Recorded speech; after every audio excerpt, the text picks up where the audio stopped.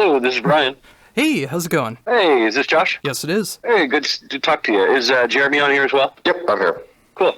Yeah, I don't know if we may have talked before, but I was just, I wanted to reiterate that you could get two for the price of one today.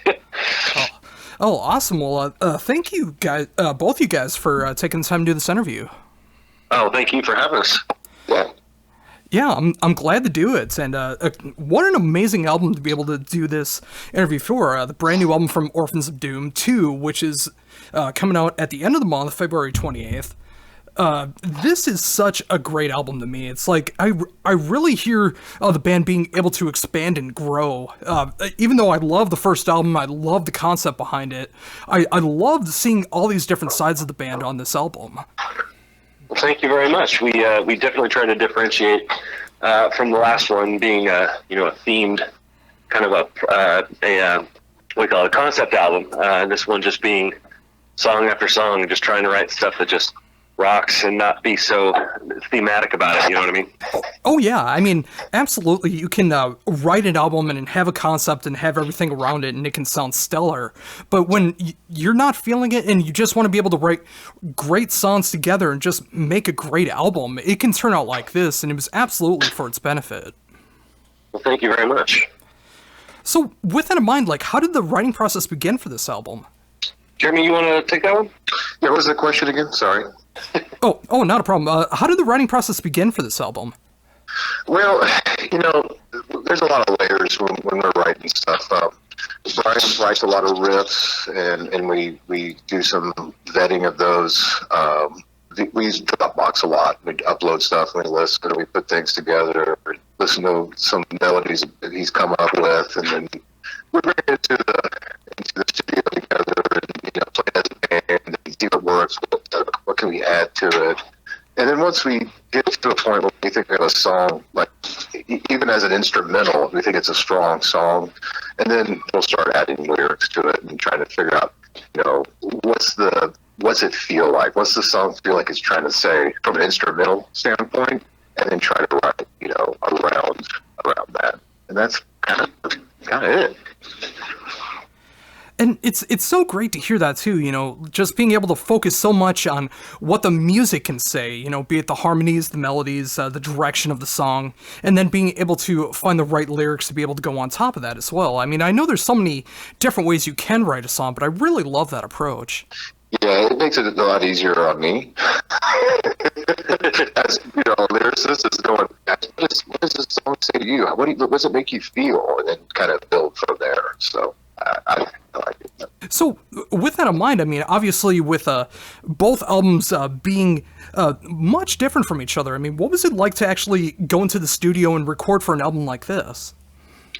Well, I think it was a little simpler because we just wanted to write individual tracks that didn't meld into each other, right? So they just could stand on their own. I think we made it harder on ourselves than we thought it would be with the first one. And thank you for the praise on that. I appreciate that you appreciate it. But yeah, I mean, it's just coming in with just balls out. Heavy songs that don't have anything to do with each other is much easier. So when we went in, we didn't have to try to weave all that stuff thematically together. The first record we had a wall of about probably 100 post-it notes of space toads and monsters and samurai and all these things. That how do we make this element that happens in song 2 match up with song 9? But then not only that, but what's the best sequence to tell this story? I mean, there's so much that we had to think about in terms of a concept, in terms of sequence, versus this one just going, I think Necromantic sounds kick-ass after New Ishtar, and that's the way it goes. So I think there was a lot off of our shoulders in that respect. Yeah, and I totally hear it on there too, because this feels like it's more of like an authentic record of like being able to spread your wings a little bit and be able to tell like different kinds of stories, being able to go in different directions musically as well too. I mean, whether you have a song that starts off like New Ishtar or you got something that's like nice and speedy like Viper Diaper, it's just like it's great to be able to see all these different sides.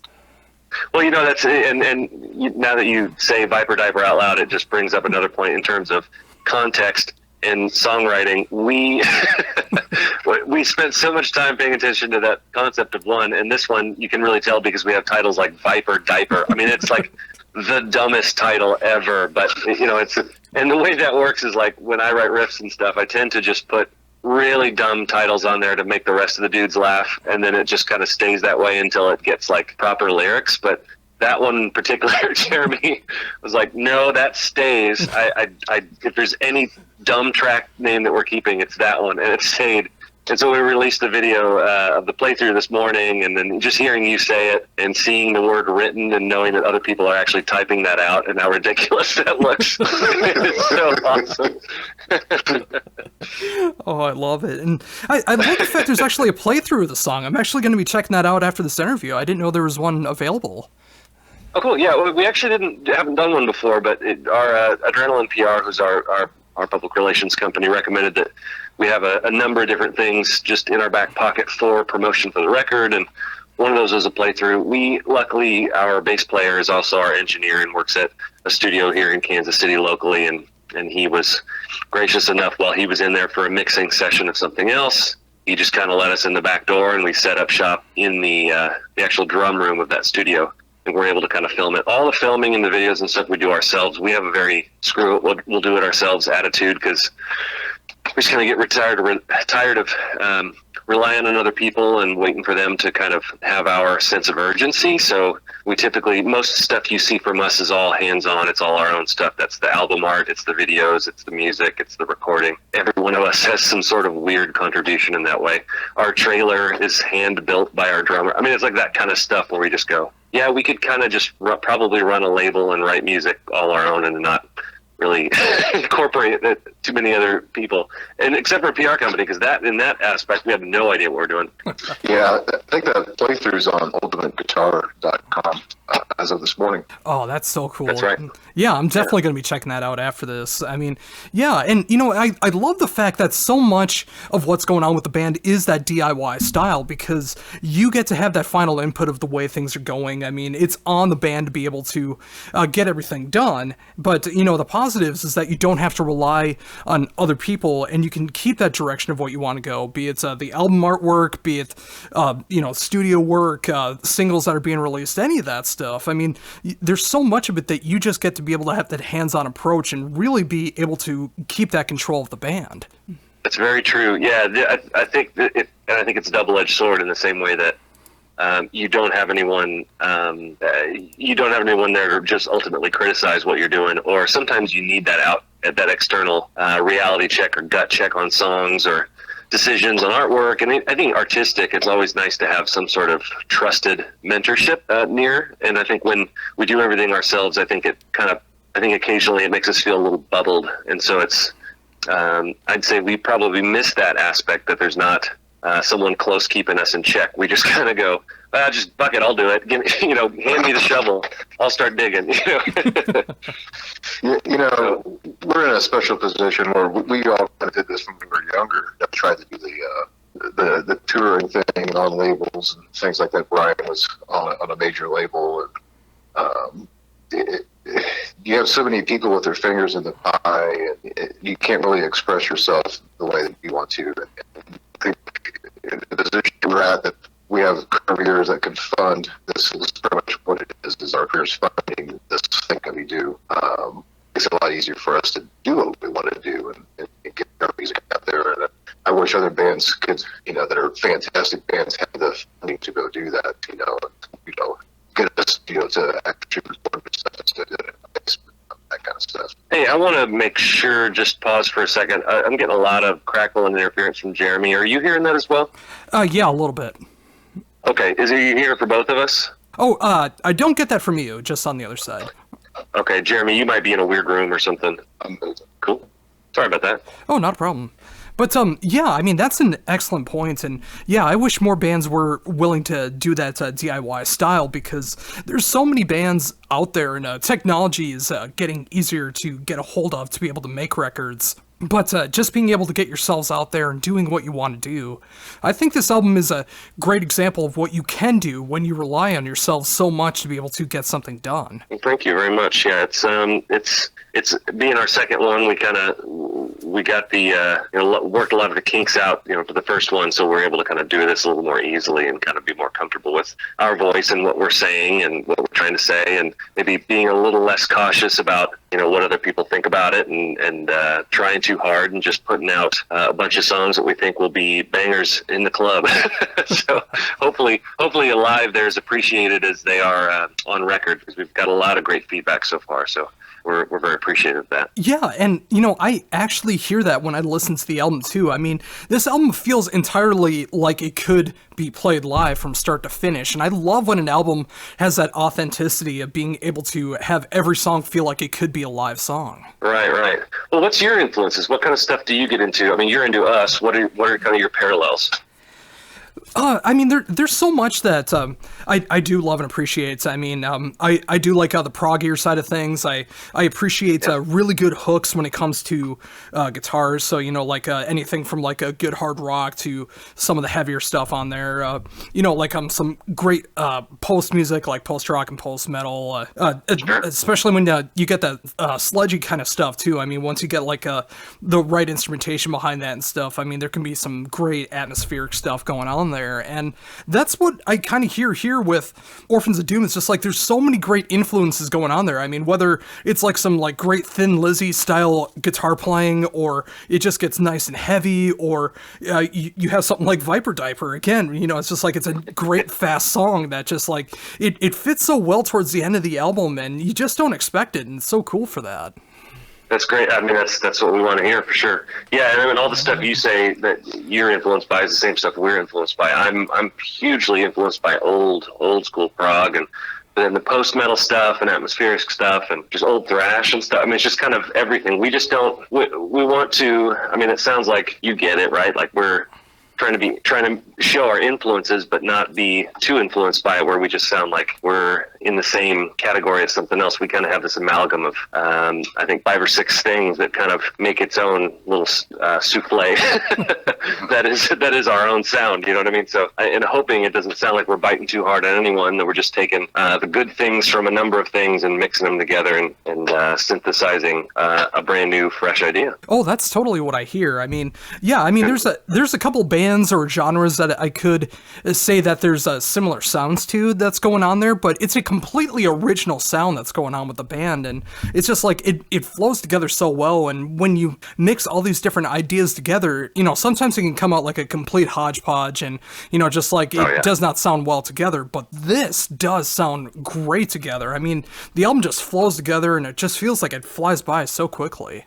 Well, I appreciate that, man. Thank you very much. Oh, not a problem. So you mentioned it a little bit ago, like being able to play the songs live and stuff like that. What's going to be going on after the release of the album?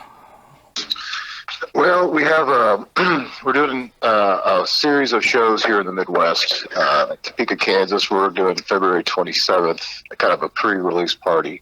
Then our release party is at the Riot Room here in Kansas City that we're super stoked to be at. Some good friends of ours from Druids are coming down and playing with us in a band called 34, which is a really cool band here.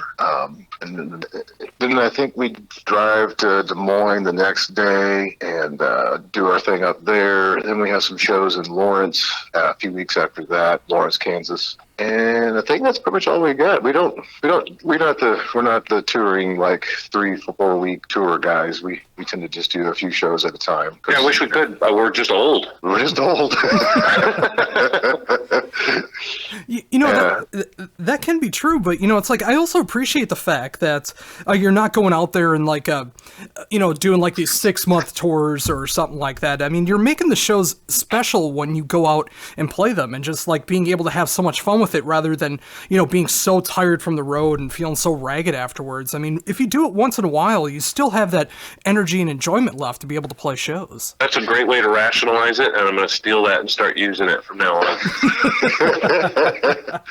Yeah, we found when we released the first album, we were playing markets, just like, playing the same area every 2 weeks. And, it wasn't good for us. You get a few hundred people to show up to a show, and then you play there again in 2 weeks, and you got, not even close to that amount, because you just played there, right?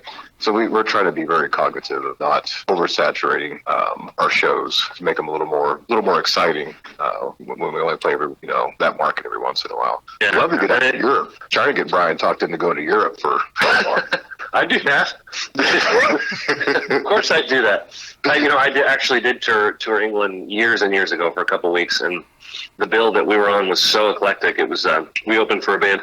I was in a band that was much more straight up hard rock.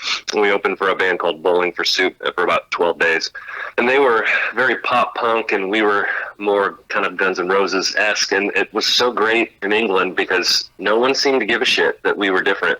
Where I think in the States I played on tours with bands that are a lot different, and everyone in the crowd kind of acts like they don't know what to do with it because it's so different. Yet over there, it seemed like the people were way more open to hearing something unique and different versus, I don't know, it seems like some tours you're like, okay, every band on that bill sounds pretty much the same versus going, oh, we get this crazy different thing in the middle. So I would love to do Europe or England because I know that there are festivals and everything. They're always so eclectic and different, and that's what I love about it. Yeah, and I'm very much in that vein too. Like when you go to a show, when you see 4 to 6 of the same band, you can really start to get tired, and just you might even get sick of hearing the same style before the headliner even comes on. But when you have a great mix of bands and you have an open mind, you're able to appreciate all these different styles coming together for a great night of music. Right, and I think your perspective and ours, I think, is unfortunately kind of a minority here in the States. I wish it was more. I wish that point of view was more prevalent. Yeah, and that's another reason why I do love this album as well, too, because you can't really call Orphans of Doom one style of music, because there's so many different things that you pull in, and you don't see that again on the next song. I mean, it's just there's a great variety behind it, and, I could see you guys, being able to tour with a band that's heavier, or a band that's softer, or a band that's poppier, or something like that, because I think it could just flow together so well. We would tour with Faith No More. We would tour with Chicago. We would tour with Kenny G. I don't give a shit. I really don't give a shit. Just put us on a big stage. Give us good monitors. All I need is good. I need good monitors, and that's pretty much it. And we'll do the rest. It's funny you mention that because I'm actually good friends with Kenny G's son, who's a huge metalhead. Actually. Really? Really. Wow. Well, that's a small world. That's actually the first concert I ever went to was Kenny G when I was 7 years old. My parents drug me to it, and it's probably why I picked up a bass guitar as my first rock instrument, because his bass player was so awesome that I was just I want to do that. And so it's weird, and I don't admit it often, but I guess I'll admit it in an interview. Get it on tape. Get it on tape. Say what you will about Kenny G, or people typically say plenty about it, but that show was awesome, and his backing band was badass, and that's definitely why I was I think I want to do something like that. It was just so well done and cool and full of energy, except for all those really slow songs that he does, which is 80% of his set. So. Yeah, it's funny you mentioned our name. Orphans of Doom. People tend to automatically have a connotation with our name. Oh yeah, and make some pretty broad assumptions of what we do. And I remember our first EP, which was more of an instrumental thing. It was a little more atmospheric, probably a little less heavy than we are now, even. But our first show we booked here in Kansas City, and they booked us with Bell Witch, thinking that we'd be a good mesh with them. And man, we felt like Kenny G playing on that stage that night compared to the other bands. Yeah. Oh yeah, Orphans of Doom and funeral doom metal. I mean, there could be some similarities, but it's quite different. Yeah, and I think honestly, I think the guy booking it just saw the name and assumed, but I don't know, 15 seconds of listening, and I think you gather that we're probably not in the funeral doom crowd. And actually, it's the reference isn't even about the doom sound. I mean, we're kind of named after a track off of the Conan the Barbarian soundtrack from 1981 or 1982 or whatever. But I was wondering about that. Yeah, it's totally Hyborian, Conan mythology stuff. It's just the last track off the soundtrack is one of the prettiest pieces on the whole soundtrack, and we just thought, that, hey, this is not only is it a cool sounding name, but we really kind of like what they're doing musically, and we kind of think that's a good kind of synopsis of what we want to kind of try to do. So we chose that as our kind of muse, and it's done more harm than good. People think we're something we're not. Oh, but I just find that so cool because I love that soundtrack, and I mean I haven't heard it in quite a long time, but I do remember that name now that you bring it up, and it's just like I was wondering where that came from. It's like that instantly clicked with me. It's like, wow, that's where you guys got it from. That's so cool. It's an epic soundtrack, and the movie is like, I mean, it hasn't held up quite as good as what I thought of it when I was a little kid, but the soundtrack sure as hell does. It's one of the few ones that I can put on when I'm doing something completely unrelated, and it totally affects my mood and the vibe. And it's just got that very, I don't know, it sounds like a Frank Frazetta painting looks, if that makes sense. Very fantasy. I mean, it's just, it's the Conan soundtrack. It sounds like the Conan movie looks, essentially. We just love that aesthetic and vibe. Oh, totally. And yeah, I think that is such a great pairing with it too. And again, it's just, I love that that's where the reference is for that. And, just being able to be influenced by something like that, and being able to be influenced by this, a great array of different styles of music, and just being able to have it all come together and make some incredible music, like between the debut album and Here With Two. I mean, it's great to be able to see all these different sides, and I'm excited to see where the band's going to continue on, going forward with all these different ideas and seeing how they work out. I appreciate that. I don't think the next one's going to sound anything like this one. We're going to try to make albums that are distinctly different from each other, one after the other. I think the idea is that we want these to sound like, their own novels, or at least portraits in time, right? So I think the way that any good band typically tries to not do the same thing over and over again. Well, there's those bands that do the same thing over again, and it's cool, like AC/DC, where everyone appreciates that about them. But then I've used this band as an example before, but Opeth, the way that they went straight down the prog road, and no matter what anyone thinks about it, their albums are so distinctly different and have such a unique vibe from one to the other that love it or hate it, at least they're giving you something different and thought out every time, instead of just going, Ghost Reveries did really well, and let's just try to write Ghost Reveries 2. That we don't want to do that either. So, and hopefully that the third one has that same kind of distance from this one as this one does from the first one. Oh, totally. And yeah, getting back into the Opeth thing, it's like, I love the fact that like some of their proggier stuff that they're doing now, it's like when you look at the lyrics and stuff like that, it's more evil and sinister than you can ever hear like on Ghost Reveries or Blackwater Park or Deliverance. I mean, it's just like they're able to expand themselves and still be themselves at the same time. And when a band is able to do that, when they reach that point, be it if they're on a label or they're able to be DIY, or they just have that legacy behind them where they realize that they can do whatever they want to be able to do, that's when a band is truly at their best. Right, absolutely. And their influences are a lot of the same as mine. They're definitely like, especially the singer has mentioned a lot of times, like old, like 1960s, 1970s Camel, Genesis, stuff like that, really old, like proto-prog, like the very beginning when songs were 10, 15 minutes long, and they had, they'd pull out flutes and shit. It's super weird and like a Renaissance sounding at times, but he loves that stuff, and he's been a big proponent of prog music, early prog music, and so I appreciate that someone else doing really heavy music, not so much now anymore, but is so appreciative of that very old stuff that you don't hear about a lot anymore. When people say prog rock, or prog in general, I think mostly they're thinking of the Peripheries, maybe to an extent Mastodon and stuff like that, but these kind of modern metal versions, and I think there's a lot to be learned from and appreciated from stuff like Wishbone Ash and the Genesis stuff, like I said, Yes, Gentle Giant, Camel, all that stuff. There's some corny stuff in there, but there's also some absolutely magnificent stuff. I make playlists for the rest of the band, and they kind of fall on deaf ears. Occasionally, Jeremy will be like, oh, I like that one thing, but the rest of it felt like I was at a circus. I'm like, Yeah, It's a 20-minute song. Get in 5-10 minutes before you switch. like, I'm really into like classical and like theatrical scores and things like that. That's kind of really my gig, and which is so distant from what we do in this band. Right.